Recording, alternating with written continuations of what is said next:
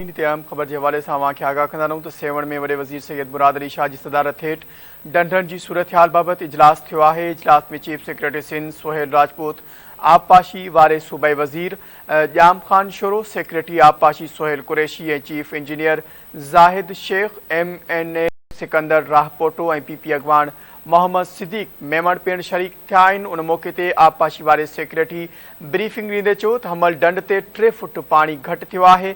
वहिकरा FP बंद खां अॻिते मंचर डंड में वञनि पिया। हुन चयो त 1500 क्यूसिक पानी मंचर डंड मां दरिया में वञे पियो। आबपाशी वारे सेक्रेटरी चयो त दरिया जो पानी 15 सेप्टेम्बर खां घटि थियणु शुरू थींदो। जीअं ई दरिया जो पानी घटि थींदो तीअं मंछर मां पानी घटि थी वेंदो।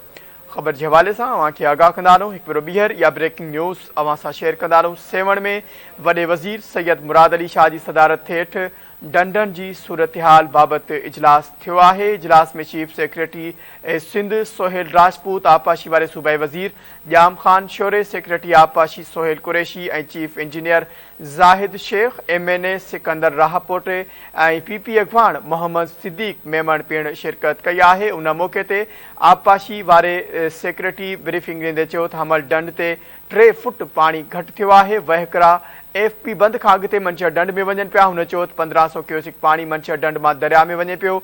आबपाशी वारे सेक्रेटरी चयो त दरिया जो पानी 15 सेप्टेम्बर खां घटि थियणु शुरू थींदो। जीअं ई दरिया जो पानी घटि थींदो तीअं मंछर मां पानी घटि थी वेंदो।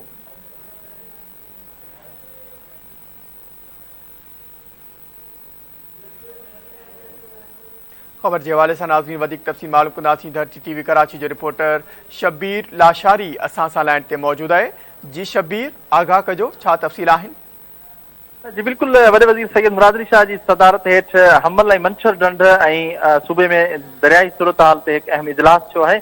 इजलास में आबपाशी खाते सूबाई वज़ीर जाम खान शोरो, वॾे वज़ीर के सलाहकार Murtaza Wahab, chief secretary IG ऐं ॿियनि लाॻापियल ऑफिसरनि शिरकत कई। उन मौके ते वॾे वज़ीर सैयद मुराद अली शाह जो चवणो हो त असांखे कीअं बि करे दादू ज़िले हेडक्वार्टर खे बचाइणो आहे। वॾे वज़ीर सैयद मुराद अली शाह वधीक चयो त मंछर डंड जी जेका कैपेसिटी गुंजाइश आहे उहा 124 RL ताईं आहे। उन करे 124 फुटनि ताईं मंछर डंड खे बचाए सघिजे थो ऐं उनखे कट ॾियणु जेको आहे मुनासिब न आहे। हुन वधीक चयो त हमल में हिन वक़्तु पाणी जी जेका सतह आहे उहा घटिजी रही आहे। वॾे वज़ीर सैयद मुराद अली शाह चयो त जेको पाणी खैरपुर नाथन शाह पहुतो हो उहो MNV ड्रेन में ईंदो ऐं असां इंतज़ारु करे रहिया आहियूं त सिंधू दरिया में पाणी जेको आहे घटिजे ऐं इहो इम्कान आहे त 8 या 10 सेप्टेम्बर ताईं जेको आहे दरिया में पाणी घटिजी वेंदो। संदसि चवणो हो त केन शाह जो जेको पाणी निकिरी वञे थो ऐं मंछर डंड जो जेको पाणी आहे उहो बि सिंधू दरिया में छोड़ थियण खां पोइ मंछर जो पाणी हल्को थी वेंदो।